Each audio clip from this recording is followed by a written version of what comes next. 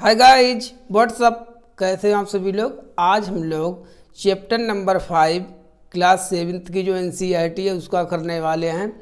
औरतों ने बदली दुनिया, जो हमारा सीटेट का पेपर होना है, ठीक है। इसकी एसएसटी और पैडागोजी से भी इससे रिलेटेड क्वेश्चन आएंगे, ठीक है। तो मोस्ट इम्पॉर्टेंट आज की क्लास है, ये हमारी चौथी क्लास है। इससे पहले हम 3 क्लास और कर चुके हैं एनसीईआरटी के चैप्टर की, ये हमारी चौथी क्लास है। और इस चैप्टर को करने के बाद आपका बिल्कुल दिमाग खुल जाएगा, ठीक है, कि किस प्रकार से हमको चीज़ों को कैसे लेना चाहिए, कैसे हमको चीज़ों को सोचना है, समझना है, कैसे हमको अपने पेपर को करना है। तो आज की क्लास मोस्ट इम्पॉर्टेंट है, ठीक है। शुरू से लास्ट तक देखें। इस चैप्टर में बताया गया है कि औरतों ने किन किन संघर्षों का सामना किया, ठीक है, क्या क्या उन्होंने यातनाएं झेली और फिर कैसे उनको अधिकार मिले। तो चलिए अपनी क्लास को स्टार्ट करते हैं। अगर आप नए हैं तो चैनल को सब्सक्राइब कर दें, क्लास को शेयर कर दें, ठीक है, और लाइक कर दिया करें। देखिए चैप्टर के नाम से ही क्लियर, औरतों ने बदली दुनिया। कैसे बदली औरतों ने दुनिया, क्या किया इन्होंने, देखते हैं। इसमें हम पंडिता रमाबाई के बारे में पढ़ेंगे, ठीक है, लक्ष्मी लकारा के बारे में पढ़ेंगे, और भी आंदोलन है उनके बारे में पढ़ेंगे। देखिए सबसे पहली बात तो यह है कि एक औरत अपने घर में कितना भी काम करे, चाहे वो 8 घंटे काम करे, 10 घंटे काम करे, पहली बात तो इसकी कोई लिमिट नहीं है। उसकी ड्यूटी सुबह से शुरू हो जाती है और रात में अनलिमिटेड टाइम तक चलती है, ठीक है। तो उसके काम को फिर भी काम नहीं समझा जाता। ये कहा जाता है कि ये तो तुम्हारा काम ही है, तुम घर में रहती हो और करती भी क्या हो, ठीक है। इस चीज़ से चैप्टर की शुरुआत होती है। घर का काम काम नहीं माना जाता है, ठीक है। घरेलू काम और परिवार के सदस्यों की देखभाल करना पूरे समय का काम है। इस कार्य को प्रारंभ और समाप्त करने का कोई भी निश्चित समय नहीं है। चलिए अब आगे देखते हैं। यह भी ज्ञात करेंगे कि समानता प्राप्त करने के लिए, जैसे वोट का अधिकार है और भी चीज़ें हैं, ठीक है, तो स्त्रियों ने कैसे कैसे संघर्ष किए तो बिल्कुल हम हिस्ट्री से देखेंगे। चलिए अब हम अपना चैप्टर शुरू करते हैं। देखिए सबसे पहले इस पर चर्चा करते हैं। भारत में 83.6% महिलाएं खेतों में काम करती हैं, ठीक है। उनके कामों में क्या क्या है, पौधों को लगाना है, खरपतवार निकालना है, फसल काटना है, ठीक है, कुटाई करना है, शामिल है। ये सभी कामें जो भी किसानी के होते हैं वो महिलाएं करती हैं, 83.6%। जब हम किसान की बात करते हैं, किसान के बारे में सोचते हैं, तब हमारे दिमाग में जो है एक पुरुष की ही छवि बनती है, ठीक है। तो हम एक पुरुष के ही बारे में क्यों सोचते हैं, जबकि महिलाएं भी 83% योगदान अपना खेती में दे रही हैं। और यह है रोजी मैडम की कक्षा में बोल रही हैं, कम अवसर और कठोर अपेक्षाएं। देखिए यहाँ से करते हैं।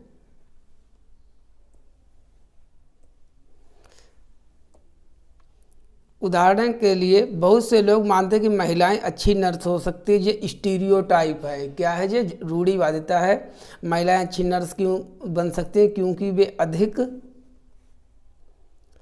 सहनशील और विनम्र होती हैं। कि ये हमारे काम का, जो भी काम का है वो हमने अंडरलाइन कर दिया है। इसे परिवार में स्त्रियों की भूमिका के साथ मिलाकर देखा जाता है। इसी प्रकार से माना जाता है कि विज्ञान और तकनीकी, ठीक है, साइंस एंड टेक्नोलॉजी के लिए अधिक दिमाग की ज़रूरत होती है।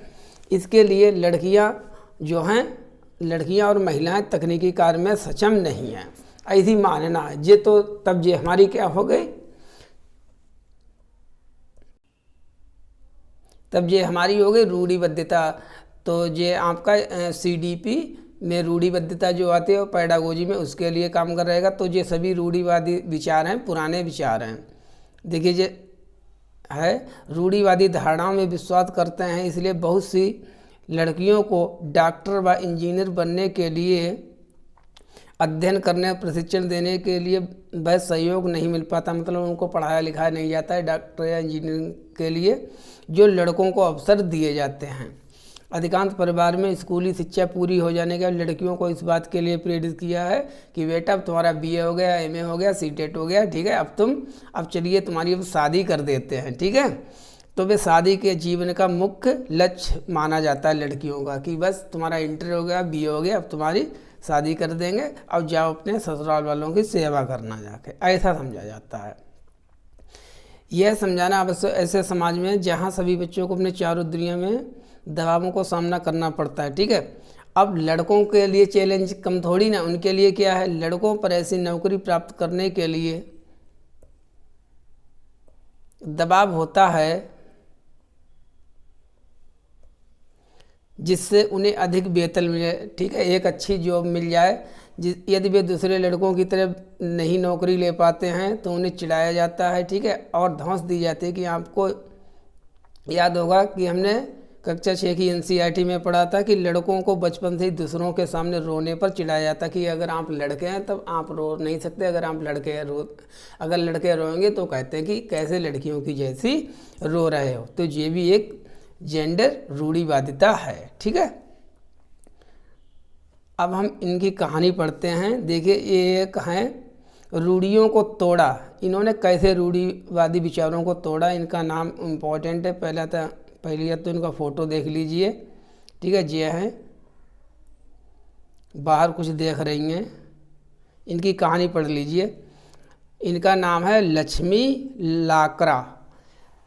रेल का इंजन कौन चलाते हैं? आदमी चलाते हैं, जब भी हम किसी से पूछेंगे। पर झारखंड के एक गरीब आदिवासी परिवार की 27 वर्षीय लक्ष्मी लकारा ने इस जो है चीज़ को ही बिल्कुल बदल दिया है। उत्तरी रेलवे की वह पहली महिला इंजन चालक है। तब इनका नाम है, आप याद रखना आ जाए तो, ठीक है।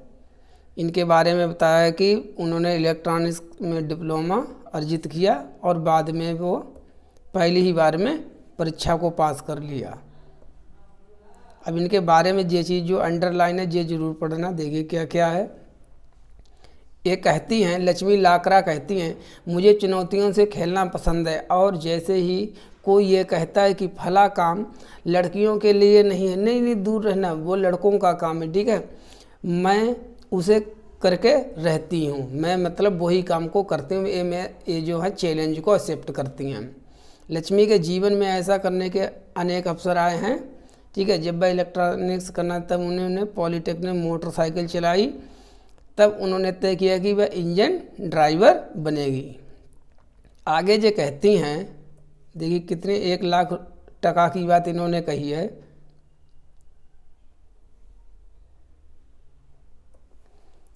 उसका दृष्टिकोण सीधा साफ है। किनका? लक्ष्मी लाकरा का।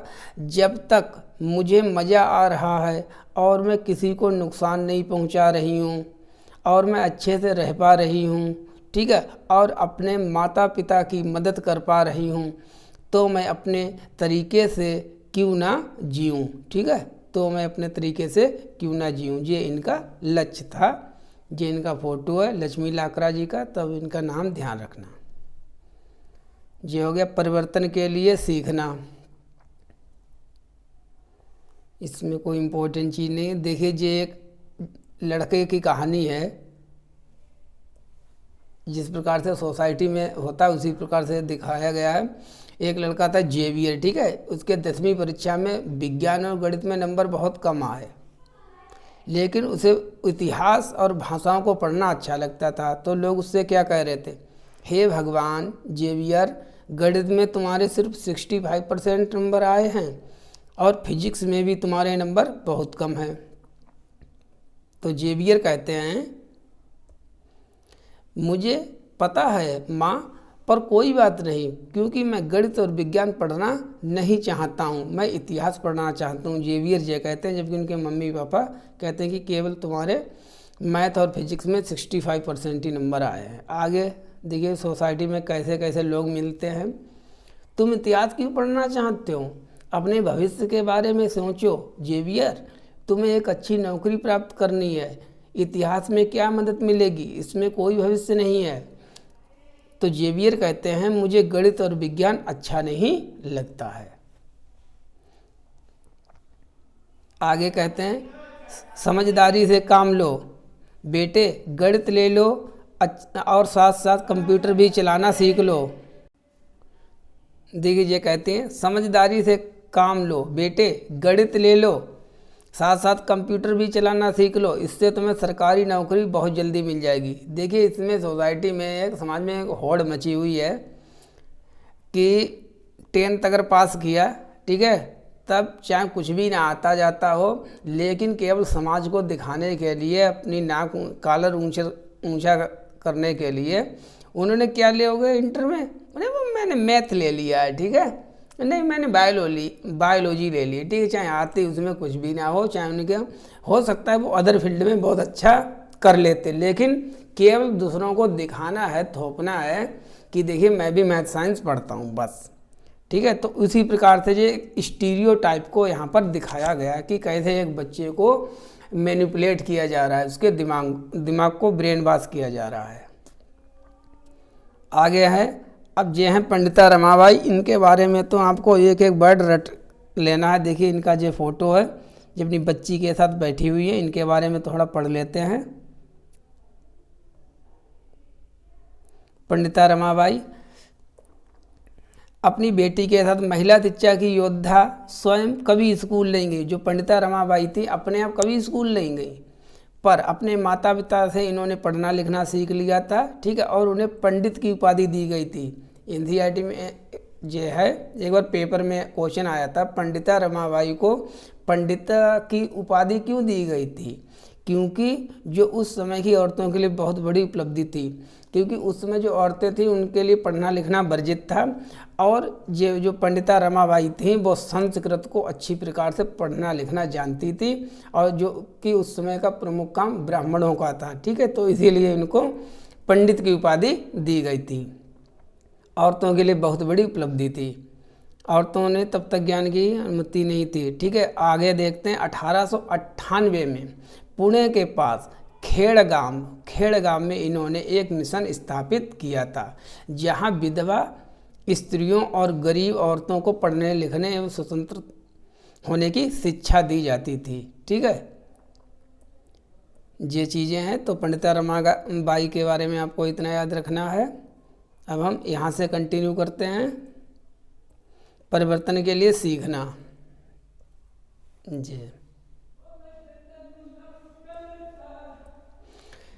उन समाज में लड़कों को पढ़ना लिखना सिखाया जाता था, लड़कियों को अक्षर तक सीखने की अनुमति नहीं थी। पहले समय में जो है यहाँ तक कि परिवारों में जहाँ कुम्हारी, ठीक है, जो लोग बर्तन बनाते हैं, बुनकरी, वस्त्र बनाना और हस्तकला सिखाई जाती थी। यह धारणा थी कि लड़कियाँ और औरतों का काम केवल जो है पुरुष उनकी सहायता करना ही तक सीमित है। उदाहरण के लिए कुम्हार के व्यवसाय में स्त्रियां मिट्टी इकट्ठी करती थीं और बर्तन बनाने के लिए उसे तैयार भी करती थीं मिट्टी को, लेकिन वे चाक नहीं चलाती थीं स्त्रियां, इसलिए उन्हें कुम्हार नहीं माना जाता था। कुम्हार किसको माना जाता था? केवल मेल को माना जाता था, जबकि जो स्त्रियां थीं और लड़कियां थीं उनकी सभी कामों में मदद करती थीं, केवल चाक नहीं चलाती थीं। तो ये भी गलत है ना कि पर्दे के पीछे कौन काम कर रहा, उसका भी तो नाम होना चाहिए। आगे है, लगभग 200 वर्ष पहले की बात है, ठीक है। विद्यालय अधिक प्रचलन में आ गया, समाज में उन्होंने स्वयं भी कभी पढ़ना लिखना नहीं सीखा, अपने बच्चों को स्कूल भेजने लगे, तब भी लड़कियों की शिक्षा को लेकर जो है बहुत ज़्यादा विरोध हुआ था। इसके बावजूद भी बहुत सी स्त्रियों और पुरुषों ने बालिकाओं के लिए स्कूल खोलने के प्रयास किए। अब हम कहानी पढ़ते हैं राजसुंदरी देवी की। राजसुंदरी देवी जो 200 वर्ष पूर्व पहले पश्चिम बंगाल में जिनका जन्म हुआ था, 60 वर्ष की अवस्था में उन्होंने बंगला भाषा में अपनी आत्मकथा लिखी थी। कितनी वर्ष की अवस्था में? 60 वर्ष की अवस्था में। एक एक चीज़ ये ध्यान रखना, जब पेपर आता तो ऐसे आता है, राजसुंदरी देवी के बारे में निम्नलिखित में से कौन सा कथन सही है? उन्होंने 60 वर्ष की अवस्था में अपनी आत्मकथा लिखी। इनके द्वारा लिखी गई आत्मकथा भारत की पहली किसी महिला के द्वारा लिखी गई आत्मकथा थी। देखिए इनकी आत्मकथा का नाम क्या है? आमार जीबोन, ठीक है, किसी भारतीय महिला द्वारा लिखित पहली आत्मकथा है। राजसुंदरी देवी एक बहुत ज़्यादा अमीर परिवार में इनका जन्म हुआ था। परिवार की गृहिणी थी, ठीक है, हाउसवाइफ थी। उस समय लोगों का विश्वास था कि यदि लड़की पढ़ती लिखती है तो वह पति के लिए दुर्भाग्य लाती है, ठीक है, और विधवा हो जाती, जल्दी विधवा हो जाती है, ये भी धारणा थी। कितनी गलत धारणा है। इसके बावजूद भी उन्होंने अपने शादी के बहुत समय बाद स्वयं ही छुप छुप कर पढ़ना लिखना सीखा था। अब ये उनकी कहानी है, तो पूरी कहानी पढ़ने की आपको कोई भी ज़रूरत नहीं है, हम इसकी मेन समरी बताते चलेंगे। मैं अत्यंत सवेरे, ये बहुत जल्दी ही काम से उठ जाती थी, ठीक है, बिस्तर से उठ जाती थी और दिन भर काम करती थी, और बताती कि कभी कभी तो मुझे इतना भी टाइम नहीं मिलता था कि मैं कुछ खा पी भी लेती, ठीक है। उस समय मैं केवल 14 वर्ष की थी, ये केवल 14 वर्ष की थी।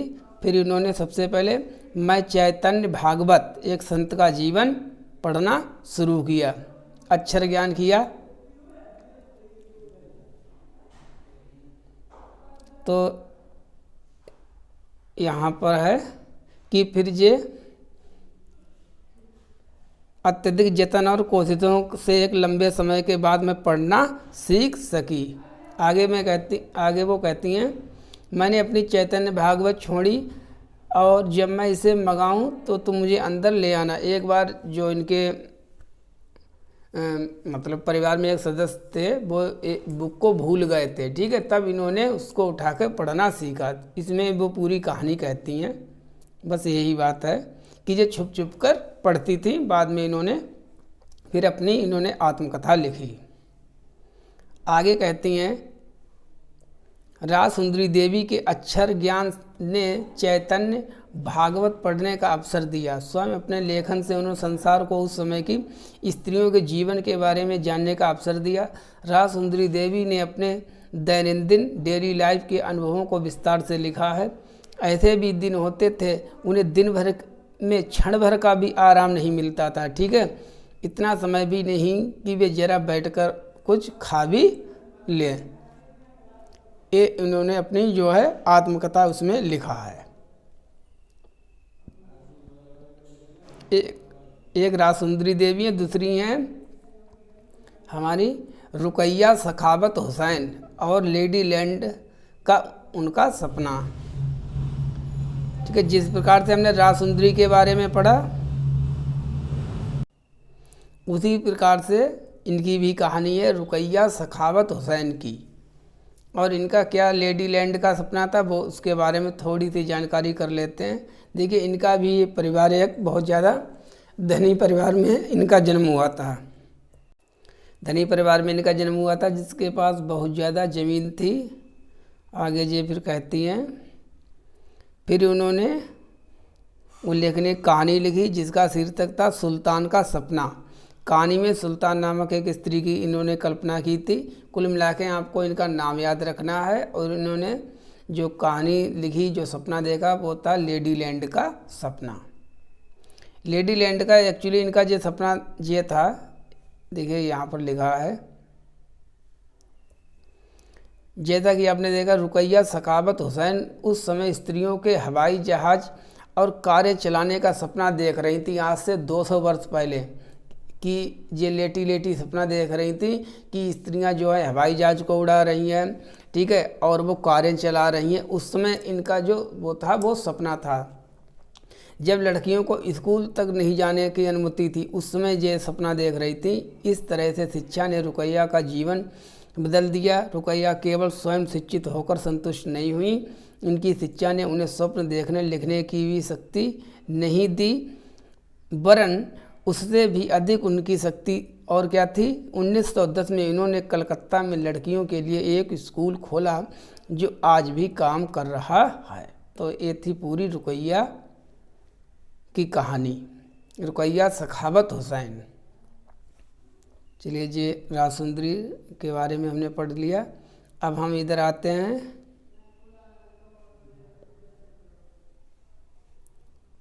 वर्तमान समय में शिक्षा और विद्यालय की क्या स्थिति है, इसके ऊपर निगाह डालते हैं।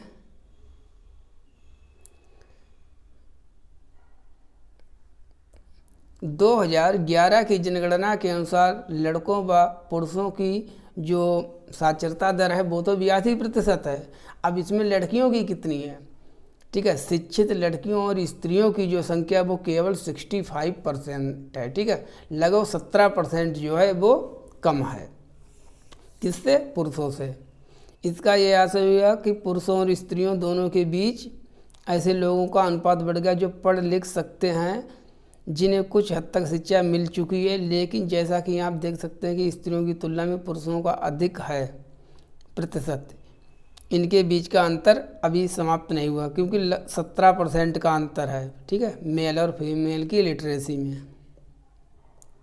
ये ड्रॉप आउट करने वाले बच्चों की दर है।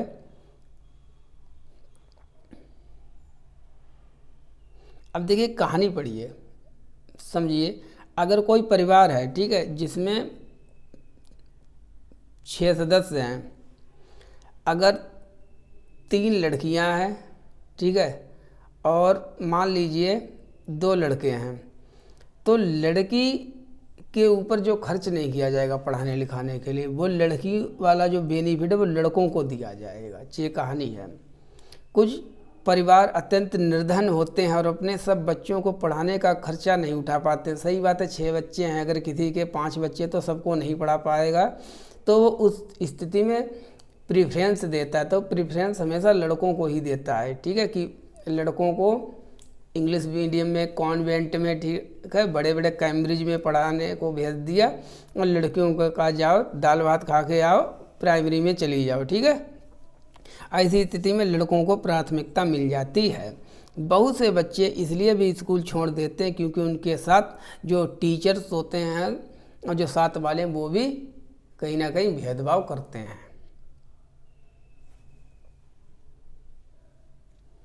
देखिए 2014 में इसीलिए बेटी बचाओ और बेटी पढ़ाओ अभियान की शुरुआत की गई थी, ठीक है। जनवरी 2015 में हरियाणा के पानीपत से इस मिशन की शुरुआत हुई थी, बेटी बचाओ बेटी पढ़ाओ। फिर महिलाओं के आंदोलन हुए। अब महिलाओं और लड़कियों को पढ़ने का और स्कूल जाने का अधिकार तो मिल गया था, ठीक है। अन्य क्षेत्र जैसे कानूनी सुधार है, हिंसा है और स्वास्थ्य है, जहाँ लड़कियों और महिलाओं की स्थिति बेहतर हुई है। ये परिवर्तन अपने आप नहीं आए थे, इसके लिए महिलाओं ने एक बहुत लंबा आंदोलन किया है। चलिए जानते हैं क्या क्या आंदोलन रहे। देखिए ये चित्र में देख सकते हो कि आप कि ये आंदोलन को कर रही हैं महिलाएं। अब ये देखते हैं अभियान। भेदभाव और हिंसा के विरोध में अभियान चलाना महिला आंदोलन का एक प्रमुख उद्देश्य था। अभियानों के फलस्वरूप कानूनी अधिकार भी मिले। सन 2006 में, याद कर लीजिए, सन 2006 में एक कानून बना जिससे घर के अंदर, ठीक है, शारीरिक और मानसिक हिंसा को भोग रही औरतों को कानूनी सुरक्षा दी गई, ठीक है। फिजिकली रूप से मारपीट करना वो शारीरिक है, मानसिक मतलब मारपीट तो नहीं कर रहे हैं लेकिन गाली बहुत दे रहे हैं, ताना मार रहे हैं, ठीक है, तो मेंटल रूप से उनको हिंसा पहुंचाना, तो सभी कुछ को जो है बंद कर दिया गया, रोक दिया गया सन 2006 के कानून के द्वारा।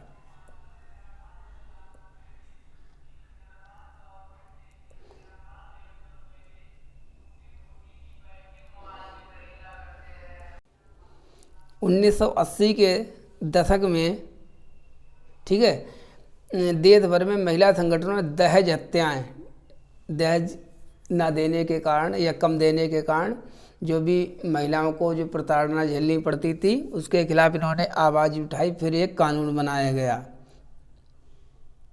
देखिए ये यहाँ पर आंदोलन कर रही हैं, ये लेडी यहाँ पर कुछ पत्र हैं उनको बांट रही हैं, ये यहाँ पर आंदोलन कर रही हैं और अपनी बच्ची को भी बेचारी गोद में लिए हुए और आंदोलन कर रही है।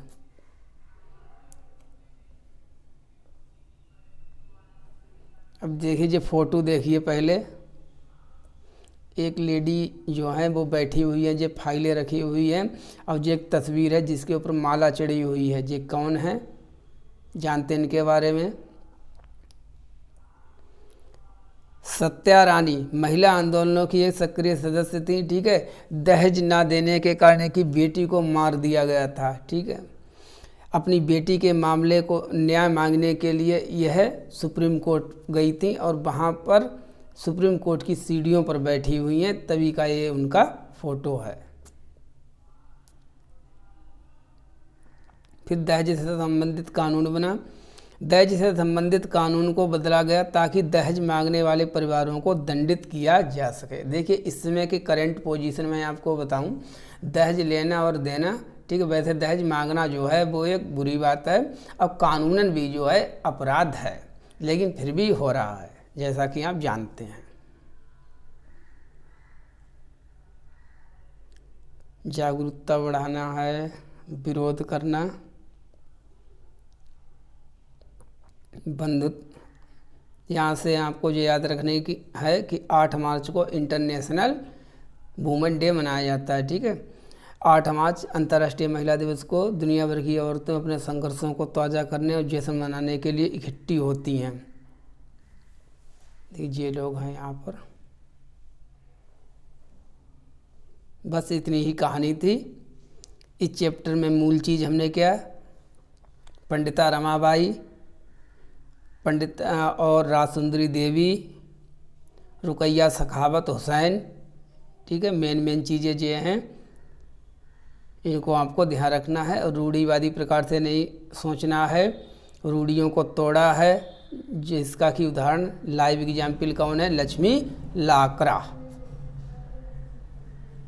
चलिए अपनी क्लास को स्टार्ट करते हैं, कंप्लीट करते हैं, मिलते हैं नेक्स्ट क्लास में। Thank you for watching. कैसी क्लास लगी, ठीक है, थैंक यू फॉर वाचिंग।